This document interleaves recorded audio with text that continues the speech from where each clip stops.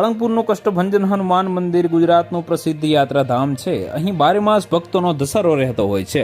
તેમાં પણ હનુમાન દાદાનો શનિવાર હોય તો વધુ ભીડ રહેતી હોય છે. અમદાવાદથી ગુજરાતના બધા જ વિસ્તારોમાંથી મોટી સંખ્યામાં સાળંગપુર હનુમાન મંદિરના દર્શને આવતા હોય છે.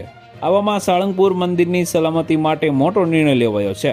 બોટાદ જિલ્લામાં આવેલા સેન્સિટિવ ઝોન સ્થળો વિસ્તાર પાસે પરવાનગી વગર ડ્રોનના ઉપયોગ પર પ્રતિબંધ મૂકવામાં આવ્યો છે. બોટાદ જિલ્લા અધિક મેજિસ્ટ્રેટ દ્વારા આ જાહેરમાં પ્રસિદ્ધ કરાયું છે, જેમાં બોટાદ સાળંગપુર મંદિર સહિત જિલ્લામાં કુલ 58 સ્થળોને રેડ યલો ઝોનમાં મૂકવામાં આવ્યા છે. બોટાદમાં આવેલા સેન્સિટિવ ઝોન પાસે પરવાનગી વગર ડ્રોનના ઉપયોગ પર પ્રતિબંધ લગાવાયો છે.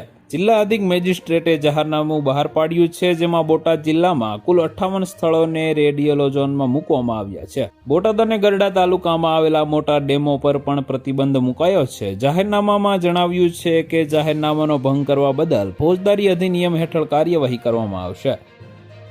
તો વધુ માહિતી મેળવવા માટે ચેનલ સાથે જોડાયેલા રહો. વિડીયો પસંદ આવે તો લાઇક કરી દેજો. ચેનલમાં નવા છો તો સબસ્ક્રાઇબ કરી દેજો.